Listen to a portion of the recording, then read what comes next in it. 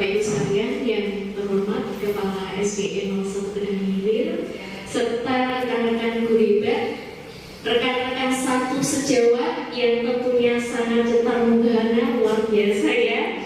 Assalamualaikum warahmatullahi wabarakatuh. Semangat pagi walaupun suasana panas, cuacanya luar biasa, tapi semangat kita tetap pagi ya Bapak Ibu sekalian. Sebelumnya saya ucapkan terima kasih yang sangat luar biasa karena sudah memberikan kesempatan kepada saya berkenan kian meluangkan waktu Bapak Ibu sekalian untuk mendengarkan saya melakukan aksi nyata tugas guru penggerak modul 1.4. Sebelumnya saya ucapkan salam guru penggerak, tergerak, bergerak, dan menggerakkan. Tentunya tidak asing lagi dengan saya Bapak Ibu sekalian, saya Fitri Lutito Sariwati, calon guru penggerak angkatan 10 dari Kabupaten Kapuas Hulu. Nah, pada kesempatan kali ini saya akan melakukan aksi nyata tentang budaya positif. Sebelum saya memaparkan apa itu budaya positif, ketika Bapak Ibu mendengarkan kata-kata budaya positif, kira-kira pikiran yang terlintas di dalam benak Bapak Ibu apa? Perilaku yang baik. Iya, perilaku yang baik. Ada lagi? Gimana Bu? Tingkah laku. Tingkah laku boleh. Kebiasaan yang baik. Iya, kebiasaan yang baik. Ada lagi? Sikap yang baik. Iya, sikap yang baik. Ada lagi Bapak Ibu? Yang mudah-mudahan mana ya semangatnya? Yang kuat serta membina semangat 45, yang muda jangan kalah. Apa Bu? Kebiasaan positif yang dilakukan sehari-hari. Iya, kebiasaan positif yang dilakukan sehari-hari. Baik Bapak Ibu sekalian, sebelum saya menjelaskan apa itu budaya positif, biar kita tidak ngantuk, biar kita tidak tegang, kita akan melakukan ice breathing sebentar ya. Ice breathingnya nggak sulit seperti tadi Bapak Ibu, tinggal berhitung kasih door. Di kelipatan 2 saja ya, 1 door, 3 door. Tapi tunjuknya saya ya Bapak Ibu, biar saya energinya lebih energi lagi, lebih semangat dari Bapak Ibu. Coba kita tes ya dari Ibu. 1 door, 3 door, 5 door, 6 door, 7 Menurbani orang yang konsentrasinya ya salah, yang fokus nih masih memikirkan PMM yang belum selesai. Coba kita ulang lagi dari sini. 1 door, 3 door, 4 door. Salah ya, dia nggak fokus kepala sekolah pikirkan PMM yang akan selesai. Sekali lagi jangan kalah dengan yang tua-tua ya, tua yang sangat energi. Ulang. 1 door, 3 door, 4 door. Nah, garisnya ini ya. 1 door, 3 door, 5 door, 7 door. door. Di kelipatan 2-nya berarti ketika dapat angka 2, 4, 6, 8, 10 bilangnya door. Sekali lagi biar konsentrasi. Kita mulai dari sini ya, konsentrasi ya. Ini yang salah nanti dapat sesuatu dari saya. Sesuatunya apa ya? Kita goyang aja ya. 1 door, 3 door, 5 6 door.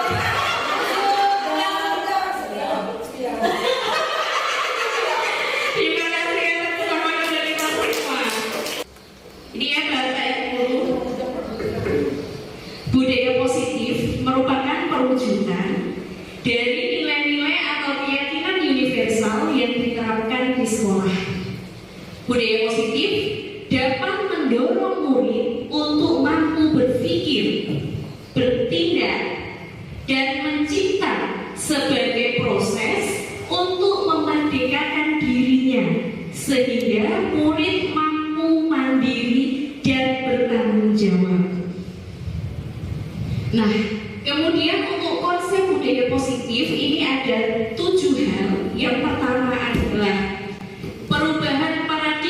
belajar. Kemudian yang kedua disiplin positif. Yang ketiga kebutuhan dasar manusia. Yang keempat adalah motivasi perilaku manusia. 5. Posisi kontrol guru. 6. Keyakinan kelas. Dan terakhir adalah segitiga restitusi. Yang kita bahas pertama adalah perubahan paradigma belajar. Apa itu perubahan paradigma belajar? Nah, pembelajaran dengan paradigma baru merupakan pembelajaran yang dirancang berdasarkan prinsip pembelajaran berdiferensiasi. Pembelajaran diferensiasi itu pembelajaran yang mengakomodir kebutuhan peserta didik atau murid.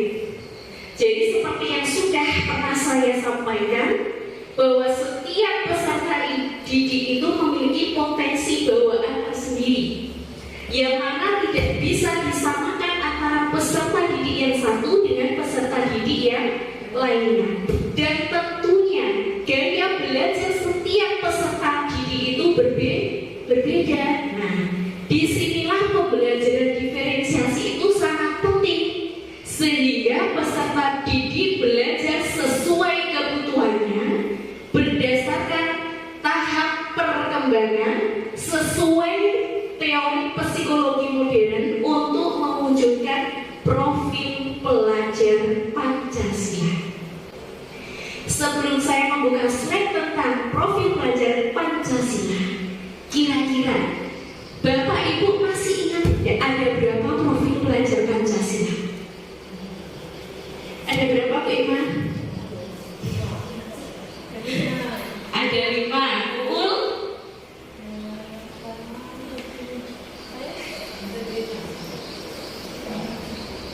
Searching boleh. Mari kita buka ya. Yang ingat-ingat lupa kita buka. Ternyata profil pelajar Pancasila itu ada 6, bukan 5 ya. Jadi 5 betul ditambah 1 jadinya 6. Jadi profil pelajar Pancasila yang pertama beriman, bertakwa kepada Tuhan yang Maha Esa dan berakhlak mulia. Kemudian yang kedua adalah bergotong royong. 3. Berkebinekaan global. 4. Kreatif. 5. Bernalar kritis. Dan yang terakhir adalah mandiri. Nah, ini poin yang kedua, yaitu disiplin positif. Sebelum saya menjelaskan tentang disiplin positif, menurut Bapak Ibu, disiplin positif itu apa sih? Peraturan yang dibuat untuk ditaati, walaupun mungkin kadang-kadang tidak ditaati. Baik, terima kasih. Menurut pendapat Bu Susi, disiplin positif itu adalah peraturan yang harusnya ditaati, walaupun terkadang ada beberapa murid itu yang tidak menaati peraturan tersebut. Ada lagi kawan-kawan guru yang mau memberikan pendapat. Kepala sekolah nih biasanya paling aktif. Mungkin sama dengan yang tadi jawabannya kebiasaan atau kebiasaan yang baik yang harus diterapkan oleh siswa. Baik, terima kasih. Ada lagi yang mau menyampaikan pendapatnya? Wah, cocok nih ya. Berpikiran terbuka terhadap budaya lain atau ras, suku, agama orang lain. Baik, terima kasih. Ada lagi yang mau menyampaikan pendapatnya? Silakan. Disiplin positif artinya kalau menurut saya yaitu menuntut anak disiplin di dalam bertingkah laku tanpa ada diberikan hadiah ataupun hukuman. Baik, terima kasih, luar biasa. Jadi disiplin positif itu adalah pembiasaan yang baik atau positif yang mencakup sikap atau perilaku maupun tutur kata oleh seluruh warga sekolah, bukan hanya murid. Guru pun guru juga, penjaga sekolah iya, tata usaha apalagi. Jadi pembiasaan baik yang mencakup sikap oleh seluruh warga yang ada di sekolah, terutama bagi murid, agar dapat berkembang menjadi pribadi yang kritis, mandiri, dan bertanggung jawab yang tentunya nanti akan mewujudkan profil pelajar Pancasila. Sebagai seorang pendidik atau sebagai seorang guru, tujuan kita adalah menciptakan peserta didik yang memiliki disiplin diri, sehingga mereka berperilaku mengacu pada nilai-nilai kebajikan universal dan memiliki motivasi dalam diri mereka untuk melakukan perubahan ke arah yang lebih baik. Jadi intinya, motivasi peserta didik ini harusnya motivasinya timbul dari dalam dirinya sendiri. Nah, kalau motivasi sudah timbul dari dalam diri sendiri, mereka akan ikhlas untuk menjalaninya. Tapi kalau motivasinya itu motivasi ekstrinsik atau motivasi dari luar, bisa jadi motivasi itu berjalan hanya beberapa waktu. Setelah itu mereka akan kembali ke asal mereka. Seperti itu ya Bapak Ibu. Selanjutnya untuk poin ketiga adalah kebutuhan dasar manusia. Ada beberapa kebutuhan dasar manusia. Sebelum saya menjelaskan, agar bisa membantu saya, kira-kira kebutuhan manusia ini ada berapa? Silakan Bu. Ibu, kebutuhan primer, sekunder, belum apa-apa. Benar ya, kebutuhan primer, sekunder, dan tersier atau kebutuhan mewah. Tapi seiring berjalannya waktu, kebutuhan kita berkembang lagi Bapak Ibu. Ada lagi yang bisa menambahkan?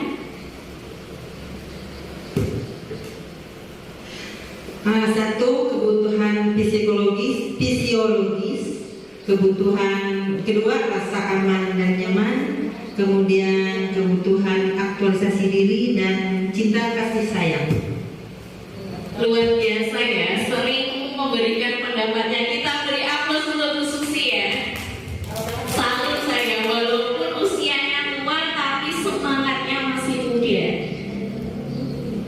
Jadi kebutuhan dasar manusia Bapak Ibu, kalau kita dulu tahunya hanya ada 3, kebutuhan primer, sekunder, dan tersier.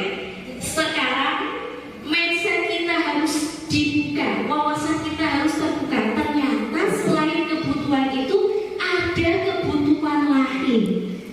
Nih kebutuhannya, yang pertama bertahan hidup, seperti makanan, pakaian, tempat tinggal, keamanan, dan kesehatan. Kalau kita sebut sebagai kebutuhan primer. Kemudian kasih sayang dan rasa diterima. Rasa diterima, dipedulikan, berbagi, kerjasama, dan menjadi bagian dalam kelompok. Selanjutnya penguasaan, harga diri, keinginan untuk dianggap, prestasi, diakui, dan juga didengarkan. Selanjutnya kebutuhan kebebasan, ada mandiri, memiliki pilihan, mencoba hal baru, dan mampu mengendalikan arah dirinya.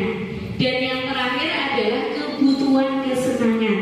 Seperti yang kita tahu bersama bahwa anak-anak ini butuh untuk bermain, butuh untuk diajak bercanda, butuh juga untuk diajak happy-happy bersama ya Bapak Ibu.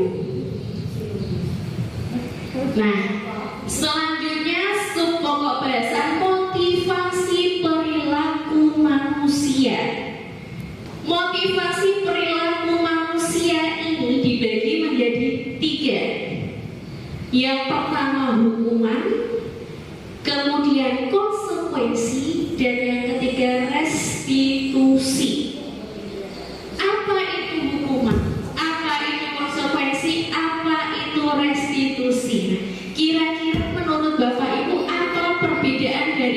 tiga hal tersebut.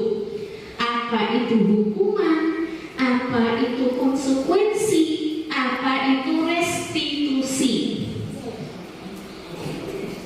Dan kira-kira dari ketiga hal tersebut, yang baik kita terapkan untuk peserta didik itu yang mana? Apakah hukuman, apakah konsekuensi, apakah restitusi yang perlu kita terapkan? Silakan raise hand-nya Bapak Ibu yang mau menyampaikan pendapatnya. Menurut saya, hukuman itu adalah respon kita terhadap sesuatu yang salah. Itu respon, misalnya kita menghukum ini, tapi itu ada sistem hukumnya juga. Yang kedua, konsekuensi itu dampak dari tindakan atau keputusan kita. Nah, itu konsekuensi. Kalau restitusi adalah bentuk kompensasi atau mengganti kerugian yang telah dilanggar oleh si itu tadi yang bersalah. Terima kasih. Baik, terima kasih, pendapatnya sangat luar biasa ya Bapak Ibu. Ini ya, untuk hukuman, konsekuensi dan restitusi ini adalah tiga hal yang berbeda tapi serupa. Tapi sebenarnya memang berbeda Bapak Ibu. Untuk hukuman, dia tidak terencana, tiba-tiba, spontan. Nah, misalkan ada anak murid kita terlambat nih, secara naluriah, secara spontan pasti kita akan marah dengan ada suara yang tentunya keras. Kemudian murid tidak tahu apa yang akan terjadi. Maksudnya setelah dia dimarahi, diberikan hukuman itu, dia tidak tahu dampaknya apa. Kemudian hukuman ini rata-rata bentuknya fisik atau psikis. Ada yang kadang-kadang kita guru marah nih, kamu terlambat, coba sana lari. Nah, itu berarti bentuk hukumannya secara fisik, karena anak disuruh berlari. Sedangkan konsekuensi ini lebih terencana dan disepakati antara guru dengan siswa sesuai dengan peraturan. Maksudnya sebelum sesuatu terjadi dengan kita, dengan anak murid kita udah sepakat, anak-anak diharapkan untuk masuk kelas tepat waktu misalnya. Nanti kalau kalian tidak masuk tepat waktu, maka kalian akan mendapatkan konsekuensi, misalnya membaca satu paragraf, misalnya seperti itu. Iya Bu, kami sepakat misalnya. Next, di hari berikutnya tiba-tiba ada anak yang terlambat atau melanggar peraturan yang sudah disepakati. Kita berikan kesepakatan kita itu tadi untuk membaca satu paragraf, itu namanya konsekuensi. Bisa dipahami ya Bapak Ibu? Kemudian murid tetap dibuat tidak nyaman. Walaupun sudah ada kesepakatan, tapi mereka tetap merasa tidak nyaman karena sudah dapat tugas dari gurunya sesuai dengan kesepakatan yang sudah disepakati. Kemudian sikap guru selalu memonitor muridnya. Kira-kira tugasnya sudah selesai atau belum ya yang diberikan? Nah, itu konsekuensi ya Bapak Ibu. Kita memonitor kita. Kemudian yang terakhir adalah restitusi. Mungkin ada beberapa dari rekan semuanya yang baru mendengar apa sih itu restitusi. Restitusi itu adalah proses menciptakan kondisi bagi murid untuk memperbaiki kesalahan. Kemudian proses kolaborasi yang mengajarkan murid untuk mencari solusi sendiri. Jadi ketika anak murid berbuat salah Bapak Ibu, kita ajak duduk bersama, kita diskusi, kemudian kita cari tahu penyebabnya apa, kemudian kita bantu untuk mencari solusinya. Itu yang namanya restitusi. Bisa dipahami Bapak Ibu? Kira-kira dari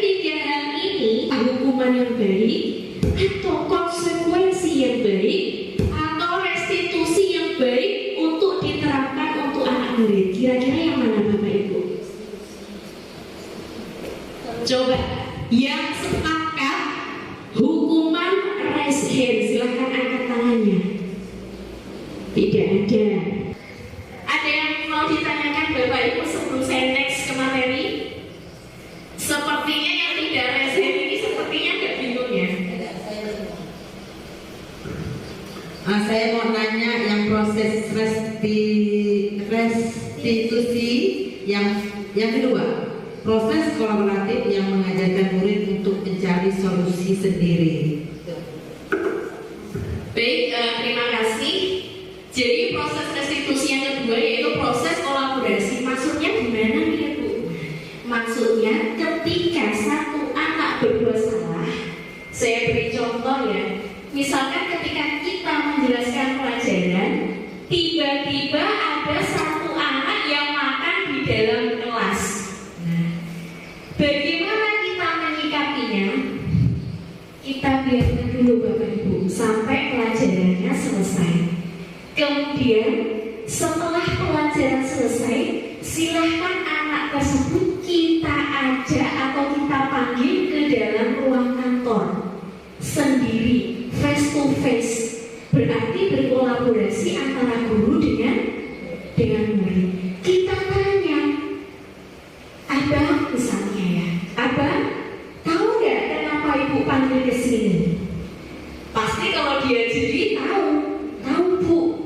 Coba apa? Pasti dia jawab, saya tadi makan di kelas Bu, waktu Bu Guru menjelaskan.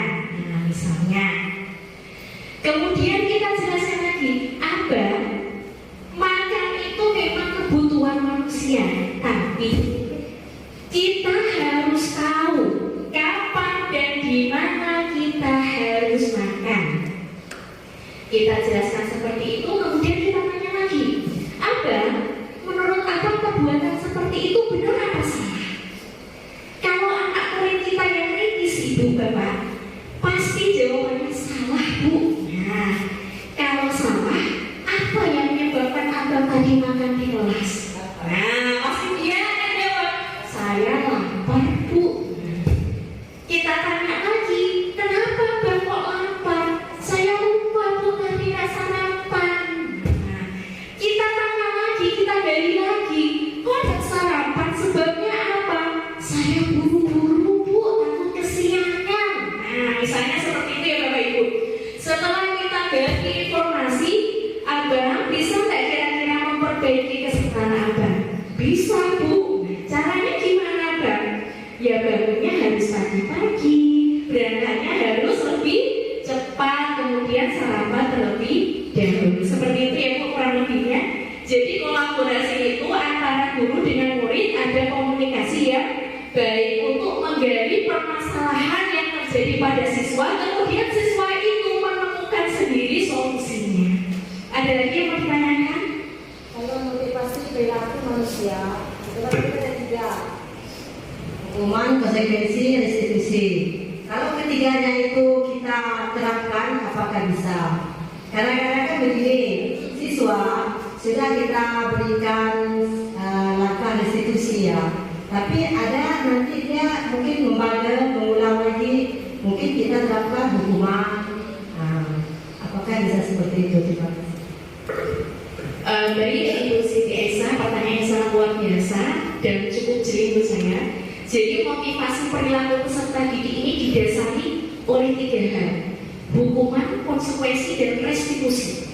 Apakah 3-tiganya bisa diterapkan kembali ke individu gurunya? Tega nggak kita kasih hukuman ke anak? Kita pikirkan nggak dampaknya ke anak kalau kita memberi hukuman?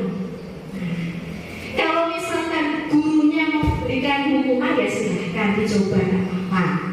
Tapi kalau misalkan hukuman ini tidak mempan, bisa kita beralih ke opsi yang lebih bagus, konsekuensi. Konsekuensi tidak mempan lagi, ada opsi yang paling bagus lagi Bapak Ibu, namanya restitusi. Kalau 3-tiganya diterapkan, saya kira yang surat bukan anak muridnya, tapi gurunya surat, pusing sendiri. Karena habis marah-marah, habis untuk anak didik, kemudian baru menerapkan konsekuensi. Kayaknya memang tidak nyambung, harus pilih salah satu. Ya kita pilih opsi yang paling baik di antara yang baik. Bisa dipahami Bapak Ibu? Ada lagi yang mau ditanyakan? Salah satu antara tiga itu kalau kita ambil hukum aja. Kalau hukuman itu paling rendah Bu, paling buruk. Agak meningkat sedikit namanya konsekuensi. Kemudian opsi yang paling bagus namanya restitusi. Jadi kita tidak menghukum anak, tetapi mencari permasalahan, menggali informasi supaya mereka bisa menemukan solusinya sendiri. Jadi kita sebagai fasilitator Bapak Ibu. Nah, salah nggak? Misalkan kamu makan di kelas, salah Bu. Kan mereka sadar Bapak Ibu. Kenapa anak makan di kelas? Ya karena saya lapar Bu. Kan mereka tahu jawabannya sendiri. Terus solusinya gimana Bang? Biar nggak makan di kelas. Berarti besok saya harus sarapan dulu Bu sebelum berangkat sekolah. Nah, dapat solusi kan? Jadi kita menggali, memfasilitasi, berkolaborasi supaya mereka mendapatkan solusi atas permasalahan yang mereka alami. Bisa dipahami ya Bapak Ibu? Selanjutnya poin yang kelima adalah posisi kontrol guru. Kita sebagai seorang guru memiliki 5 posisi kontrol. Yang pertama, kita sebagai penghukum. 2, pembuat merasa bersalah. 3, kita memposisikan diri sebagai teman. 4, kita memposisikan sebagai pemantau. Dan terakhir, kita memposisikan diri sebagai manajer. Jadi manajer ini tidak hanya ada di perusahaan ya Ibu-ibu yang cantik, tapi kita sebagai seorang guru juga mempunyai posisi kontrol sebagai seorang manajer. Nih ya misalnya kasus 1, Budi yang terlambat hadir ke sekolah. Kalau kita memposisikan diri sebagai penghukum, pasti nada suara kita tinggi, bahasa tubuh kita ya, mata kita melotot, dan jari kita pasti menunjuk anak didik sambil menghardik atau ngomel ya. Benar nggak Bapak Ibu? Coba ada yang bisa membantu saya mempraktekkan ini ya? Dengan adanya silakan musik di Aisyah.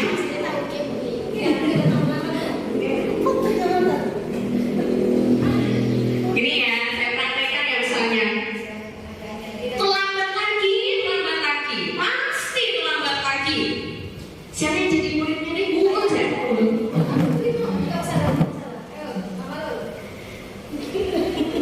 Nah, terlambat lagi. Selalu aja terlambat. Kapan bisa datang tepat waktu? Silakan duduk. Terima kasih Bu. Nah, pasti nadanya keras, mata kita melotot, kadang-kadang menunjuk jari sambil berdecak pinggang.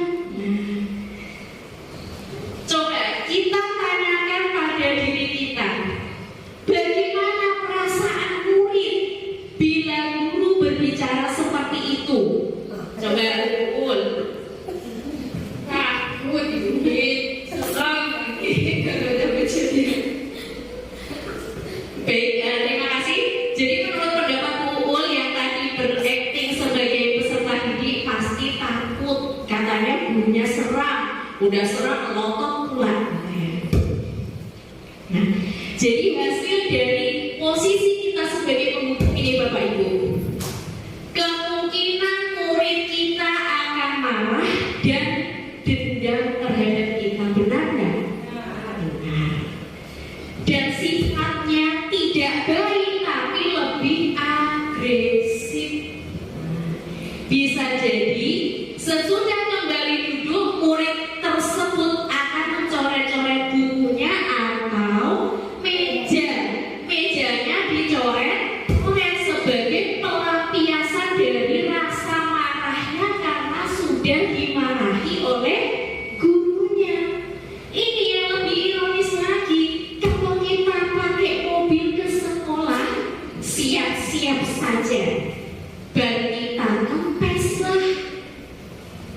di mobil kita barenglah. Nah, bisa jadi itu ulah dari peserta didik yang marah karena kita marahin. Kira-kira baik nggak Bapak Ibu kalau kita memposisikan diri sebagai penghukum? Baik nggak?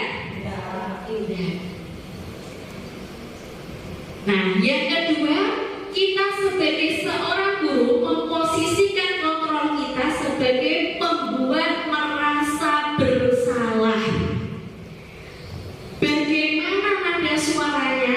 Yang jelas suara guru tersebut akan halus, memelas, sedih, bahasa tubuhnya pasti akan merapat pada anak dan lesu. Padahal sebenarnya tidak, ini pasti acting ya.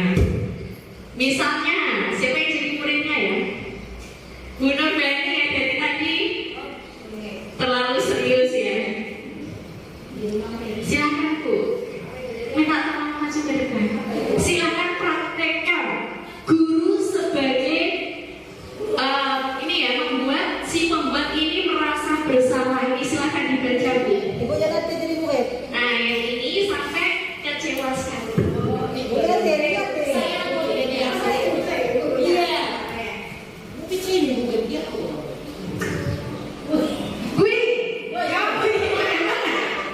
Kamu sudah berjanji dengan ibu tidak akan datang terlambat lagi. Kamu kenapa ya sekali lagi mengecewakan ibu? Ibu benar-benar kecewa sekali sama kamu. Beri aplaus ya. Luar biasa. Kalau seperti itu posisi guru sebagai penghukum guru, bukan sebagai pembuat merasa bersalah. Padahal sudah dijelaskan kalau pembuat merasa bersalah suaranya berarti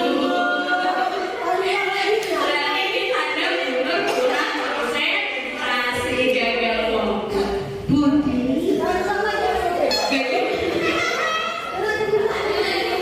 Coba siapa yang mau ini membacakan ya?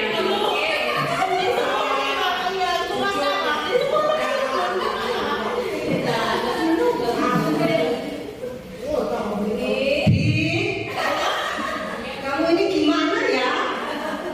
Kamu sudah berjanji dengan ibu tidak terlambat lagi.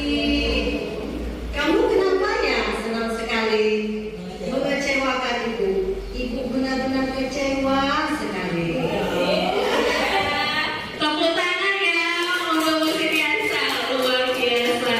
Benar ya, kata-katanya halus, memelas, sedih, padahal sebenarnya tidak sedih, hanya acting sedih supaya yang berbuat atau siswa ini merasa bersalah.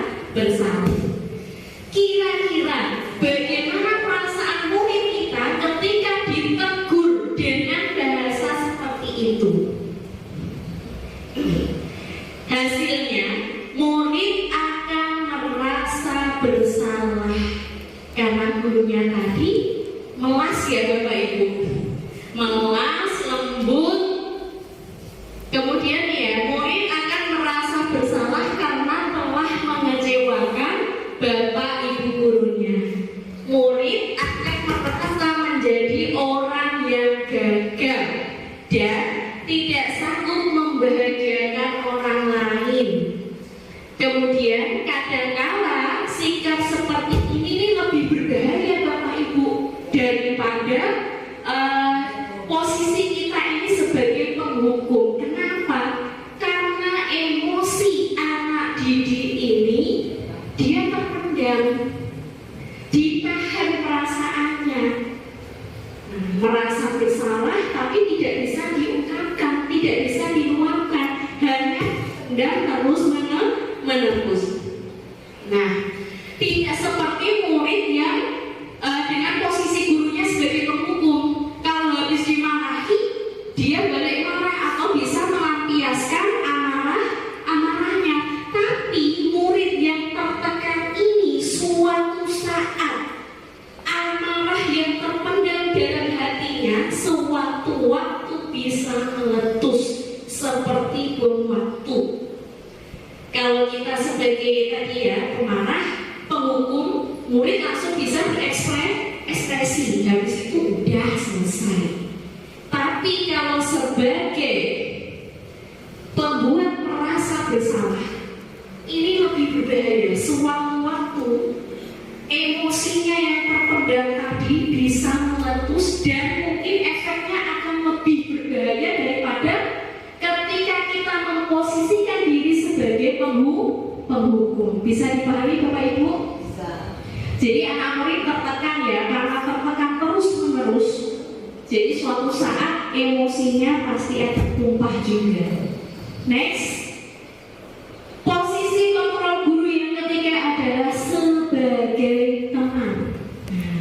Nada suaranya ramah, akrab dan bercanda, bahasa tubuhnya merapat murid, mata dan senyumnya jenaka. Kira-kira siapa ya yang pas untuk mempraktekannya? Jangan dulu terus ya kasihan. Oke, berarti silakan Bu, beri aplaus dulu, luar biasa, salut saya dengan ibu yang satu ini. Saya muridnya Bu. Nah, selamat pagi. Terima kasih sayang. Ibu juga tadi kesian kan? Ganti lagi ya.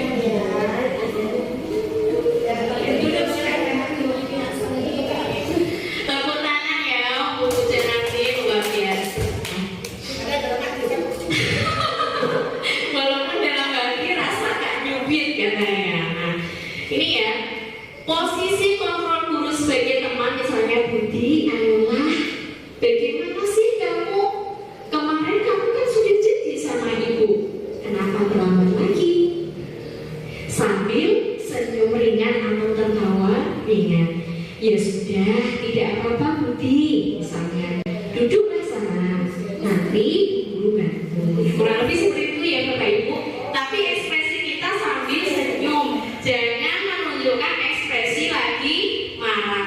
Walaupun ada kita lembut, tapi ekspresi kita marah sama gak bual, sama gak memposisikan diri sebagai pemarah. Jadi antara bahasa yang kita ucapkan ke anak harus sesuai dengan ekspresi kita. Kira-kira bagaimana perasaan siswa ketika kita diposisikan seperti ini, guru sebagai teman, diperlakukan guru seperti ini? Siapa yang mau menyampaikan pendapatnya? Kira-kira gimana perasaan si Budi ketika mendapatkan nasihat dari cikgunya atau gurunya yang luar biasa? Dia akan senang, dia akan merasa tidak intimidasi oleh kita, dia merasa kita hargai. Karena kalau saya punya prinsip manusia itu makhluk yang paling mulia, dia punya akal budi dibanding hewan dan tumbuhan. Jadi untuk memuliakan manusia itu ya tentu diri kita sendiri juga kalau memuliakan orang lain. Luar biasa, yang di-upload untuk Ibu Janati, pendapatnya sangat luar biasa. Jadi benar ya Bapak Ibu, ketika kita memperlakukan murid kita dengan baik, memposisikan diri kita sebagai teman, hasilnya akan seperti ini. Murid akan merasa senang dan akan merasa akrab dengan gurunya. Ini termasuk dampak positifnya. Tapi di samping dampak positifnya, ternyata ada juga dampak negatifnya. Nih, dampak negatifnya Bapak Ibu. Murid akan menjadi tergantung pada guru tersebut. Karena gurunya bilang tadi, sudah sana duduk, tidak apa-apa, nanti guru bantu. Nah, lama-lama kalau seperti itu terus, ya muridnya tergantung pada gurunya. Nah, dia akan merasa bisa mengandalkan guru tersebut untuk membantunya. Dan akibat yang paling fatal adalah Budi akan hanya mendengarkan guru yang dianggapnya sebagai temannya tadi. Jadi ketika diperintahkan oleh guru yang lain untuk mengerjakan sesuatu, pasti akan menolak karena sudah nyaman dengan guru yang tadi memposisikan diri sebagai teman. dihargai, merasa disayangi, kemudian merasa dibantu. Bisa dipahami ibu-ibu yang cantik?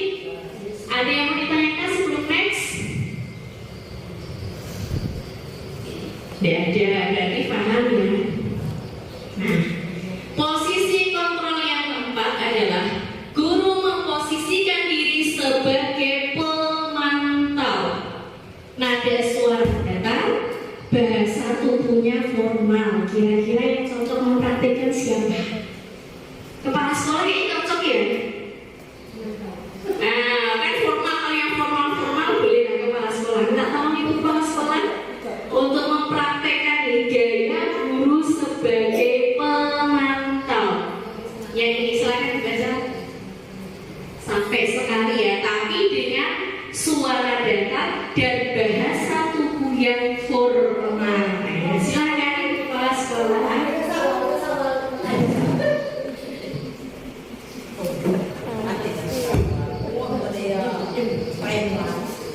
Budi, kamu ini bagaimana ya?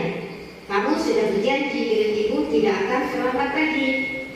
Kamu kenapa senang sekali mengucapkan ibu? Ibu benar-benar kecewa sekali. Tepuk tangan untuk kepala sekolah saja pas ya, cocok dengan gaya formalnya.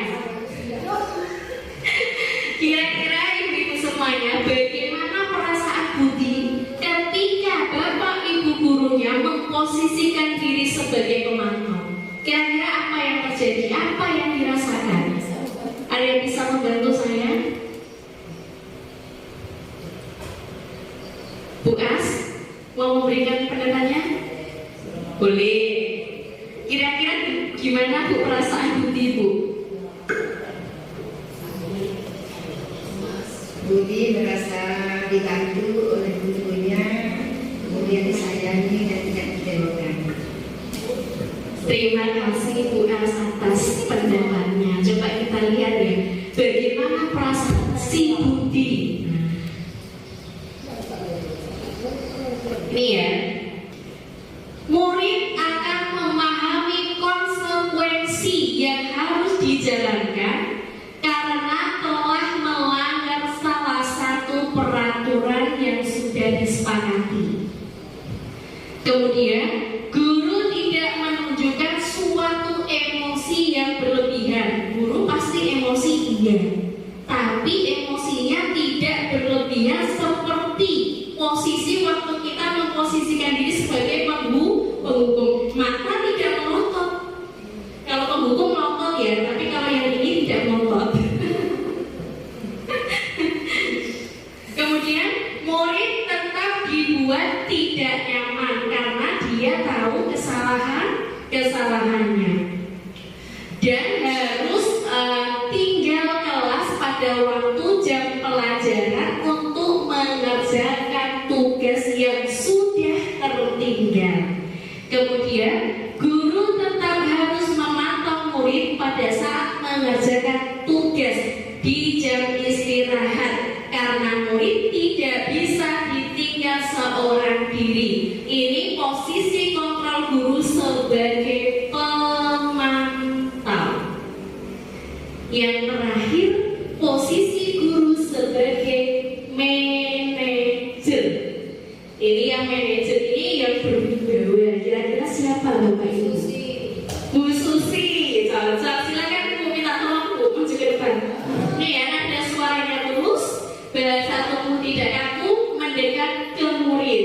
Yang jadi gurunya Bu Susi, yang jadi muridnya Bu Upun.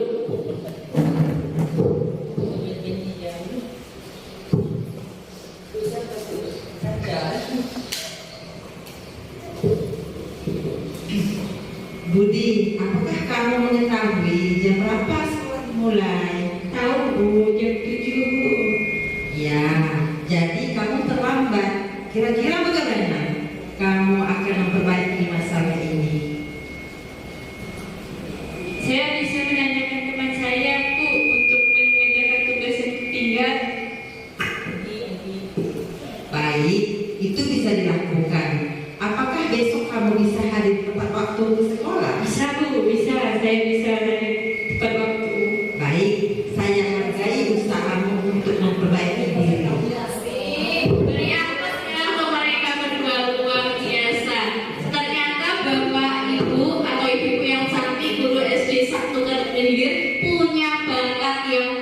program acting. Kira bagaimana perasaan si Budi ketika diperlakukan gurunya seperti itu? Ada yang mau membantu saya? Budi akan merasa dihargai,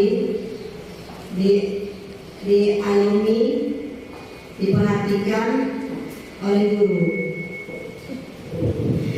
Baik, terima kasih. Bila guru mengambil posisi sebagai pemantau, guru akan mengembalikan tanggung jawabnya kepada murid tersebut, dan murid tersebut akan menemukan solusi atau jalan keluar dari masalah yang sudah mereka perbuat atau mereka alami. Sebelum saya lanjut lagi, ada yang mau ditanyakan? Lanjut. Baik. Di antara 5 posisi kontrol ini, kita lebih sering menerapkan posisi kontrol yang mana? Apakah penghukum? Apakah pembuat merasa bersalah? Atau sebagai teman? Atau sebagai pemantau? Atau sebagai manajer? Coba dari sini. Kira-kira ibu sering pakai yang mana? Sebagai teman, insya Allah.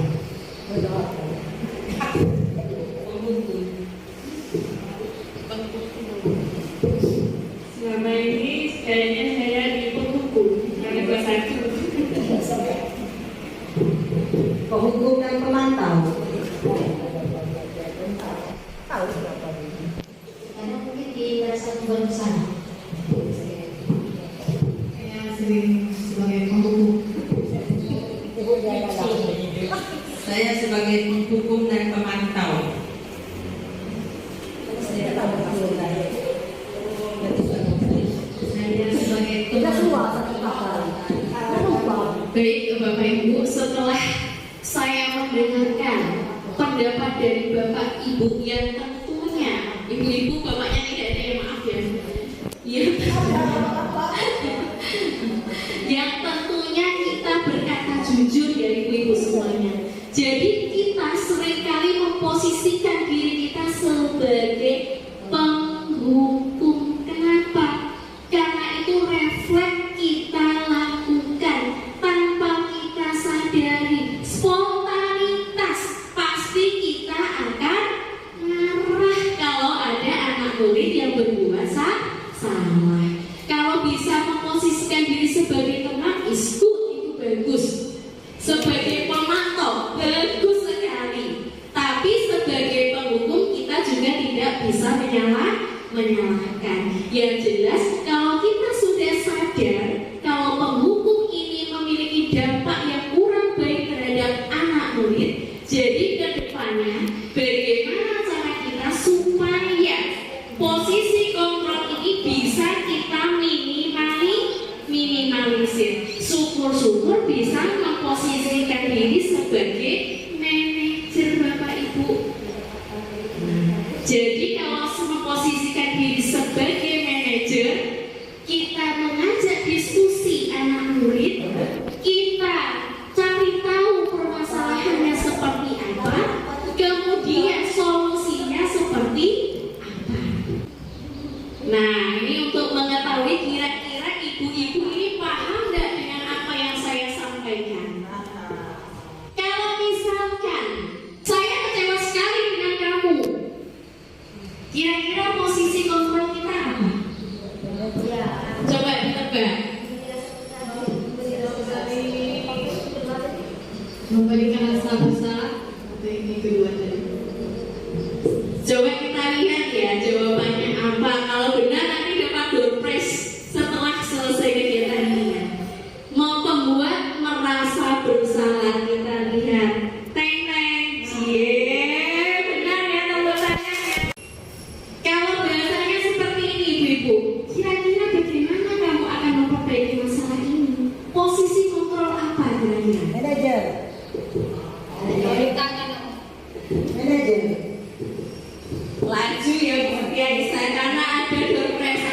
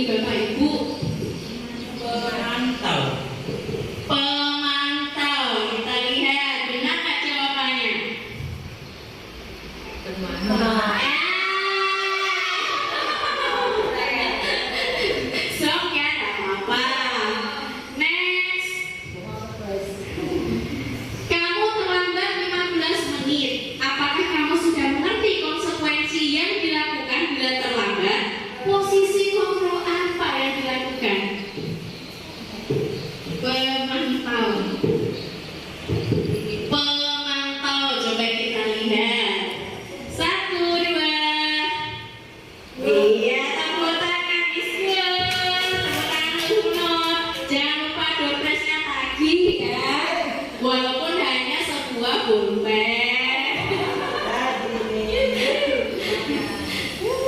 Baik ibu-ibu semuanya, lanjut untuk pembahasan selanjutnya yaitu keyakinan kelas.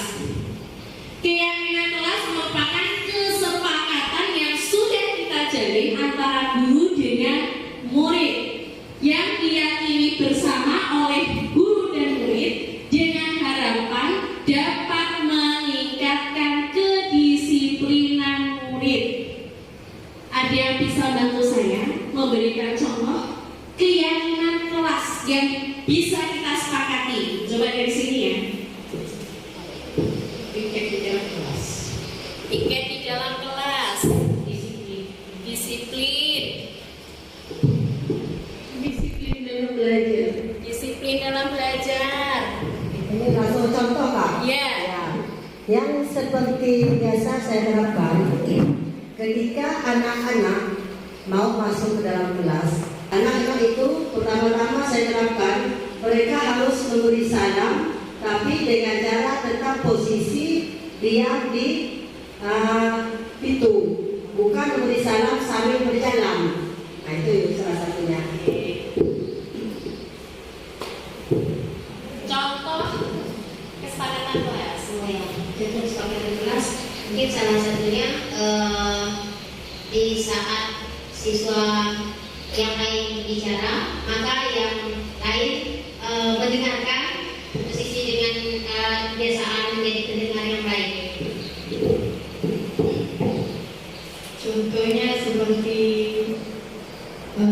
di saat dulu, kalau lagi kata ibu kepala sekolah, di saat dulu sedang menyampaikan di depan kelas, sebisa mungkin anak-anak harus menanyakan gurunya. Karena yang lain sudah disebutkan, saya punya peraturan di kelas yang lain. Kami kalau piket itu pulang sekolah. Nah, mengapa? Alasannya karena kalau pagi-pagi ini kan keramik lantainya. Kalau di pel pagi-pagi kan licin. Itu aja. Kalau di kelas kami kebiasaan setelah membaca doa mereka melaksanakan pikir yang sesuai dengan yang dibicarakan. Kalau di kelas saya biasanya saya terapkan kalau ingin bertanya atau disuruh bertanya itu harus angkat tangan dulu. Baik, terima kasih ibu semuanya. Jawabannya semuanya benar. Ada yang harus disiplin, harus mengucapkan salam, kemudian harus menghargai pendapat teman, kemudian ada juga yang harus raise hand atau angkat tangan ketika mau bertanya. Jadi semua jawaban ibu-ibu benar, tidak ada yang salah. Karena ini kesepakatan di antara guru masing-masing dengan murid-muridnya. Jadi kira-kira bagaimana cara melakukan kesepakatan kelas? Selamat pagi anak ibu semuanya. Pagi Bu. Apa kabar? Sehat Bu. Alhamdulillah. Sudah sarapan tadi? Sudah Bu. Ada nggak belajar di rumah? Ada Bu. Syukur. Nah, anak-anak ibu semuanya yang sangat luar biasa, pada kesempatan kali ini kita akan membuat kesepakatan kelas. Kira-kira ada nggak yang tahu apa itu kesepakatan kelas? Lihat di sini. Aturan yang ada di dalam kelas. Iya, aturan yang akan dibuat untuk keperluan di dalam kelas. Nah, jadi kesepakatan kelas itu adalah pernyataan tujuan bersama dan standar perilaku antara siswa dan guru dalam lingkungan kelas. Nah, kesepakatan ini menetapkan harapan untuk semua orang di kelas dan mendorong rasa saling menghormati, kerjasama, dan adanya rasa keamanan. Nah, manfaat adanya perjanjian kelas atau kesepakatan kelas yang pertama dapat membantu menciptakan suasana di dalam kelas saling menghormati. Kemudian mendorong hubungan yang baik atau hubungan yang positif antara guru dengan anak murid. Selanjutnya, membantu mencegah kebingungan dan kesalahpahaman dengan menguraikan aturan dan harapan yang diikuti oleh semua orang. Nah, tujuan kesepakatan kelas ini yang pertama lagi apa, Nak? Mendorong apa? Mendorong Kita untuk saling menghormati menghormati. Kemudian membantu menetapkan harapan yang ada di dalam kelas. Kemudian mendorong rasa tanggung jawab di dalam kelas.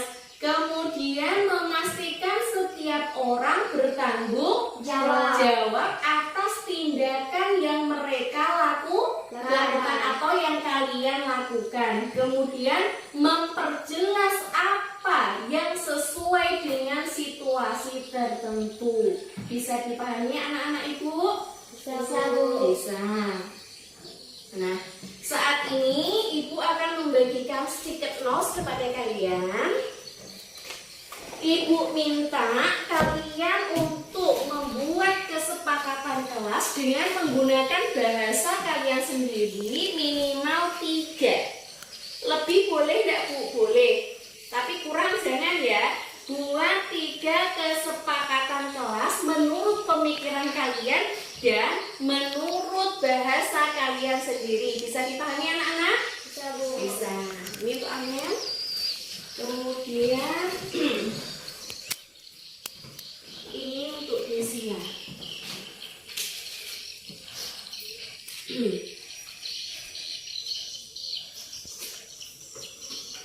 Oke, silakan ditulis. Satu stiker notes-nya ini untuk satu kesepakatan ya. Nah, berarti 3 minimal. Kalau misalkan kurang boleh minta kepada Ibu lagi.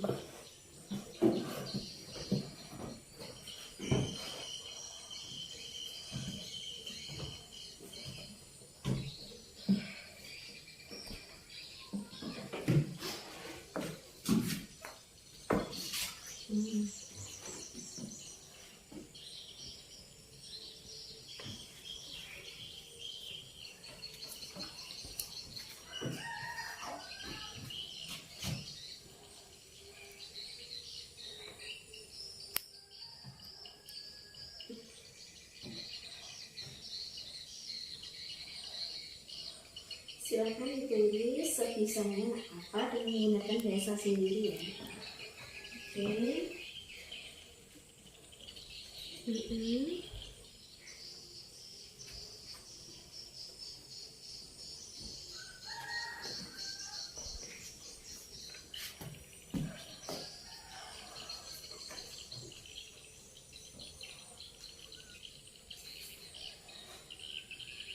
Nomor 2-nya pakai kertas yang lain ya.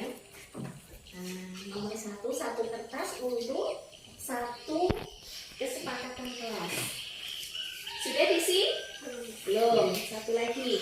Kalau sudah silahkan maju ke depan, nanti ditempel di papan tulis.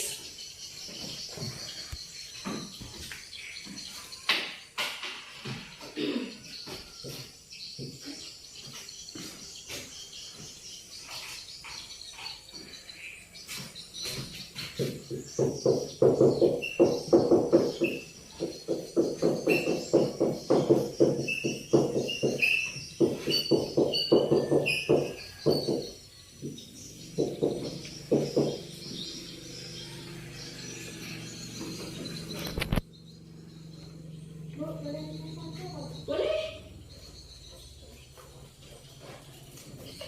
Silakan. Isi kurang tidak? Tidak. Oke, silakan kalau sudah selesai ditempel di depan.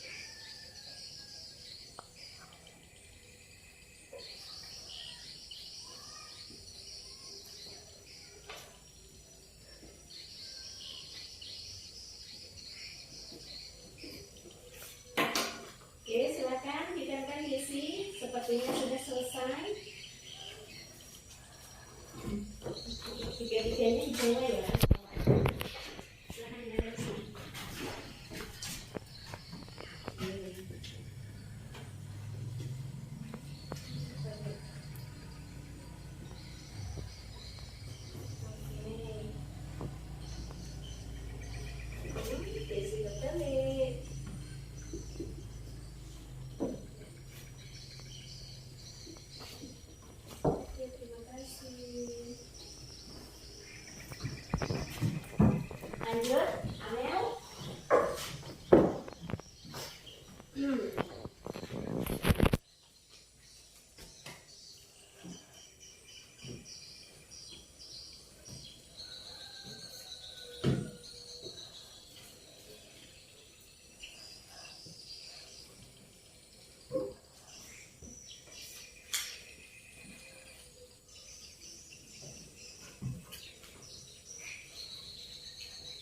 Sudah, silakan ditempel di sebelah sini, di sampingnya isi ya.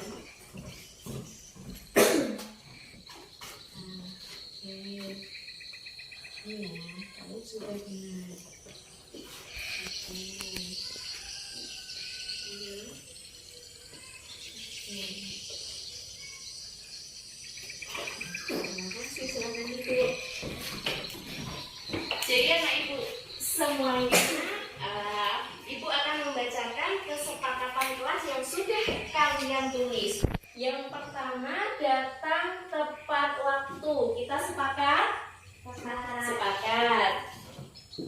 Kemudian membuang sampah pada tempatnya. Kita sepakat? Sepakat. Kenapa kita harus membuang sampah pada tempatnya? Biar lingkungan tidak tercemar. Iya, biar lingkungan tidak tercemar. Biar apa lagi? Biar lingkungan bersih. Biar lingkungan bersih. Biar kita ketika belajar menjadi nyaman.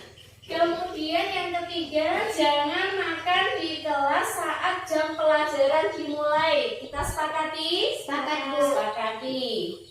Kemudian menolong teman yang terjatuh di lingkungan sekolah. Disepakati apa enggak? Sepakat. Bisa enggak kalau misalkan bahasanya kita rubah, menolong teman yang sedang kesulitan? Ya, udah ya. Tapi maksudnya sama, menolong teman yang kesulitan. Baik, kita pakai ya, sepakati ya. Kemudian menghormati guru ketika menjelaskan di dalam kelas. Kita sepakati? Sepakati. Baik, kenapa kita harus menghormati Bapak Ibu guru ketika berada di dalam kelas? Karena mereka sudah menyampaikan ini. Iya, karena mereka menyampaikan ilmu kepada kita. Maka kita harus mendengarkan apa yang Bapak Ibu guru jelaskan. Supaya apa? Supaya ilmu yang kita dapatkan bisa terserap dengan baik. Dan ilmu tersebut bisa bermanfaat untuk diri kita dan juga untuk orang lain. Kemudian menghargai teman. Kita sepakat? Sepakat. Contohnya bagaimana menghargai teman? Ketika teman menyampaikan pendapatnya, maka kita harus mendengarkan. Boleh nggak kita menyela omongan teman ketika berpendapat? Tidak. Berarti kita sepakati ya, menghargai teman. Kemudian menghargai guru di dalam kelas. Mungkin maksudnya mendengarkan penjelasan guru ketika berada di dalam kelas. Kita sepakati? Nah, ini bahasanya sedikit Ibu berubahkan ya. Ibu. Mendengarkan apa nak? Penjelasan guru di dalam kelas. Atau tidak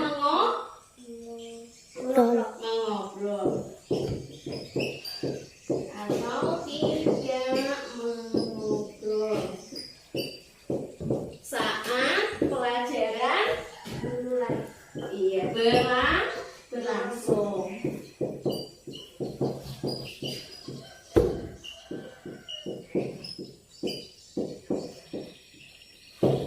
Baik, berarti ada berapa kesepakatan yang kita buat pada hari ini? Coba kita hitung, ini berapa? Kemudian, iya,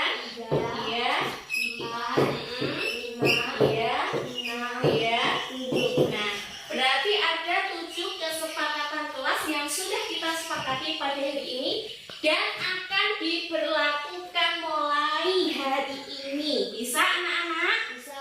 Bisa. Siap. Kenapa kita harus menjalankan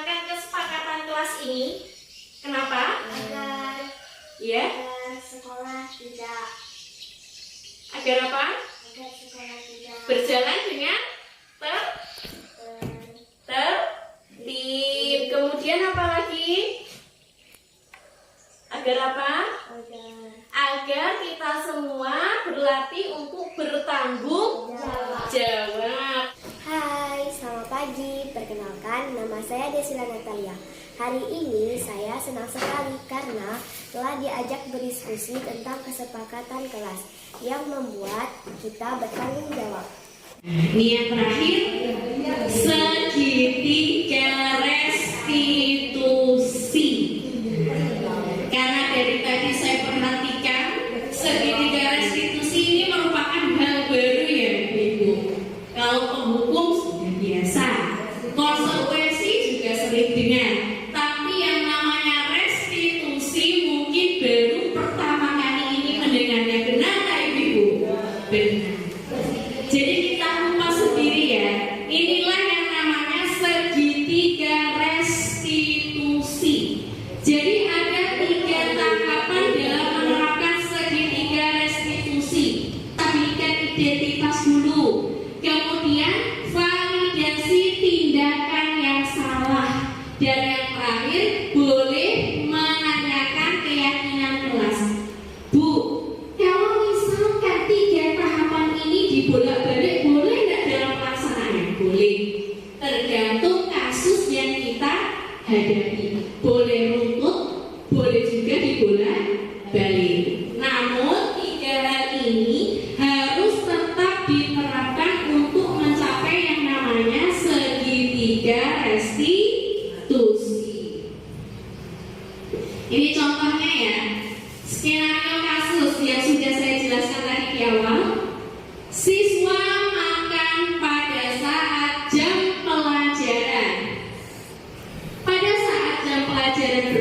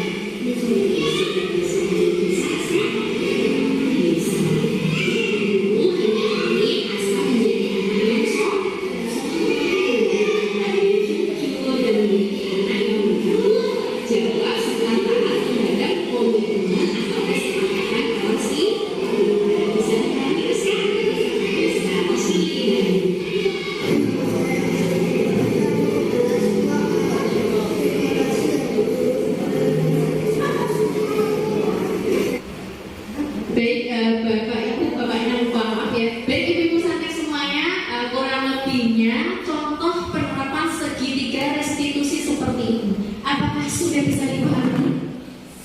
Insyaallah. Bisa. Jadi kita menstabilitaskan diri peserta didik, kemudian memvalidasi, baru kita mencarikan solusi. Sebelum saya akhiri pertemuan kita pada siang hari ini, ada lagi yang mau ditanyakan Ibu Santi? Tidak ada. Baik, kalau tidak ada, maka saya akhiri kegiatan kita pada siang hari ini. Mohon maaf apabila ada tutur kata atau bahasa